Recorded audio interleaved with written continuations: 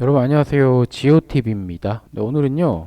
요즘 연일 뉴스에 이름을 오르내리고 있는 나라 캄보디아로 가볼 건데요. 오늘 캄보디아의 수도 푸놈펜의 북서쪽에 있는 캄코시티라는 신도시에 대해 한번 알아보겠습니다. 네, 여기가 바로 캄코시티인데요. 이 캄코시티라는 이름은 캄보디아의 캄과 코리아의 코를 합쳐서 만든 이름이라고 합니다. 여기가 한때 캄보디아에 건설될 한국형 신도시로 사람들의 기대를 한몸에 받았던 곳인데요. 사실 지금은 여기 많은 한국인들의 눈물이 스며 있는 그런 곳이 됐다고 합니다.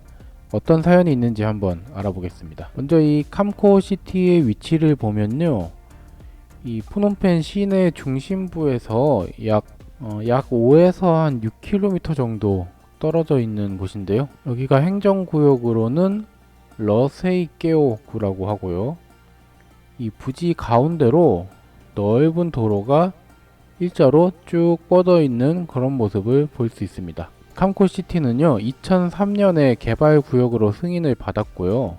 2005년에서 2008년 사이에 본격적으로 이 토지를 조성하면서 4에서 6차선 넓이의 넓은 도로도 만들고 또 상하수도와 자체 발전 설비 같은 인프라를 깔면서 최첨단 신도시라고 홍보를 했던 곳입니다. 원래 조성 계획은 총 6단계로 이루어졌었는데요.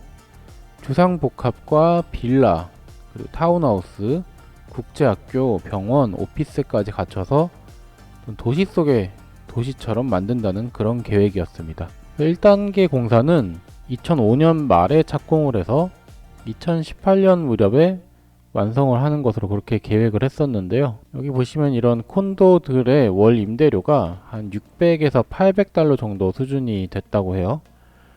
이 캄보디아 물가를 생각하면 굉장히 부촌으로 조성이 된 거죠. 그리고 이 캄코시티 안에는 캄보디아 증권거래소도 유치하겠다 그런 설도 있었는데요. 결국에는 안 되고 이제 시내 중심부의 다른 곳으로 옮겨갔다고 해요. 이 결과적으로 이 캄코시티가 잘 안 된 거는 결국에는 돈줄이 막혔기 때문인데요. 캄코시티 시행사가 이 월드시티라는 곳이었어요. 월드시티는 2005년에 부산저축은행에서 자금을 빌려가지고 캄코시티 개발에 착수를 했습니다.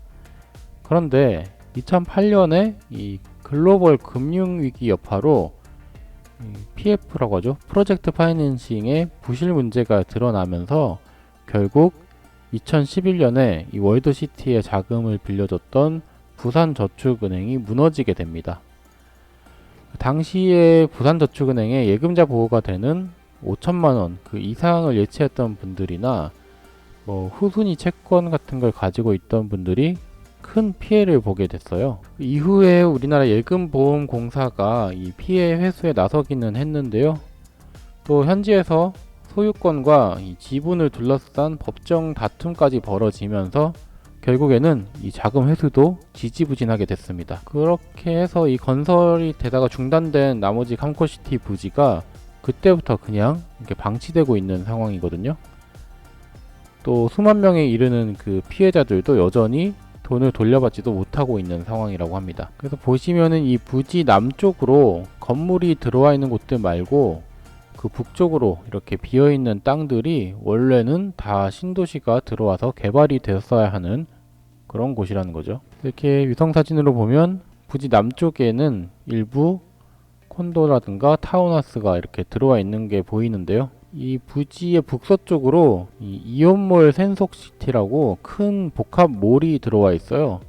여기가 제대로 개발이 됐으면은 생활하기 아주 편리했을 것 같은데 말이죠. 지금 들어와 있는 곳도 여기가 이온몰까지 멀지 않으니까 생활하기 굉장히 편리하겠죠. 보니까 캄보디아는 이 일본계 기업인 이온몰이 이 유통시장을 장악하고 있는 것 같아요. 푸놈펜 시내에 이 이온몰이 몇 군데 보이더라고요. 워터파크도 있고. 지금 이 전체 캄코시티 계획에서 아주 일부분만 이렇게 건설이 되어 있기는 하지만 그럼에도 불구하고 이 안에 단지들이 이 보안도 잘 갖춰져 있고요. 또 근처에 국제학교도 있고 상업시설도 좀 가까이 있어서 푸놈펜 시내에서는 그래도 한국인들이나 외국인들한테 주거용 임대 수요가 꽤나 꾸준하게 있는 곳이라고 해요. 이 캄보디아 푸놈펜이요, 원래 이 저지대의 습지 위에 그리고 호수 위에 만들어진 그런 도시라고 해요. 이 메콩강과 톤레사프강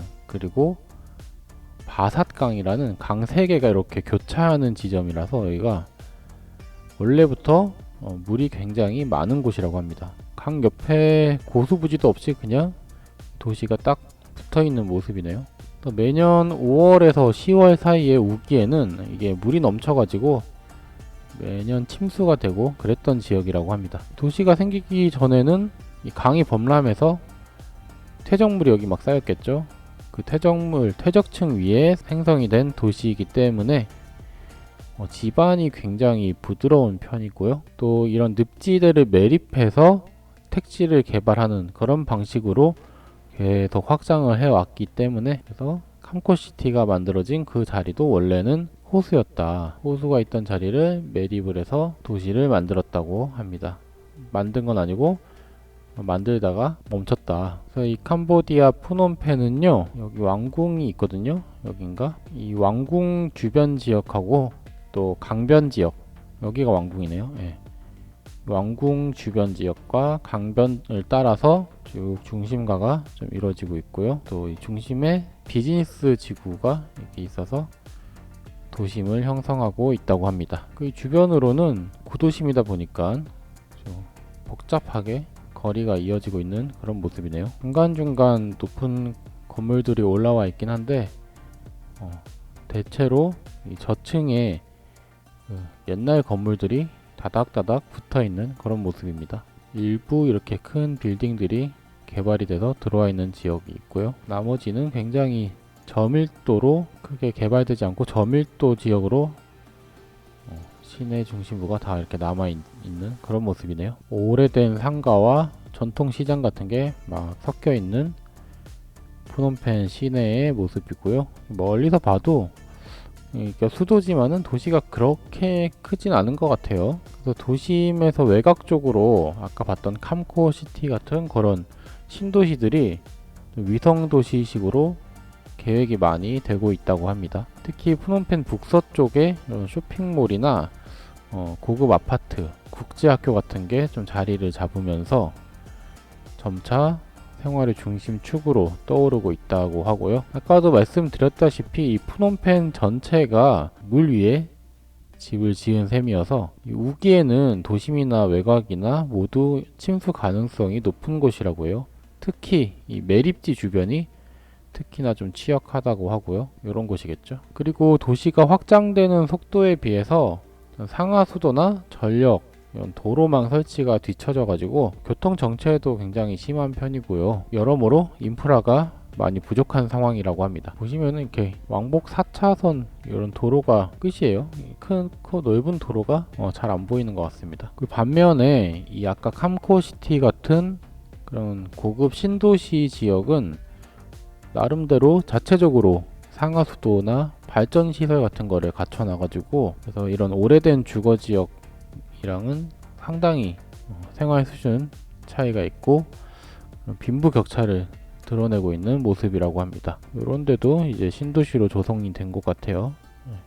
수영장도 쫙 있고, 이 푸놈펜의 관문이라고 하면은 원래 이 시내 가까이 있는 푸놈펜 국제공항이 관문이었습니다. 푸놈펜 서쪽에 포센제이 지역에 위치해 있고요. 아까 봤던 캄코시티랑도 그래서 거리가 가깝죠. 왕궁이나 시내 중심에서는 한 10km 정도 떨어져 있어서요. 정체가 심하지 않으면은 20분이면 갈 수 있는 거리라고 합니다. 활주로는 3000m짜리 활주로 하나밖에 없고요. 그런데 이제 이 주변이 지금 보시다시피 푸놈펜 시가지가 급격하게 확장이 되면서 활주로 주변이 이런 빽빽한 주거지로 둘러싸이게 됐고요. 그러다 보니까 또 수요는 늘어나는데 확장의 여지가 없기 때문에 신공항이 필요하다는 그런 필요성이 대두가 됐습니다. 그래서 불과 얼마 전인 올해 9월에 푸놈펜에서 남쪽으로 20km 떨어진 곳에 이 신공항인 태초 국제공항이 문을 열었습니다. 태초라는 이름은요,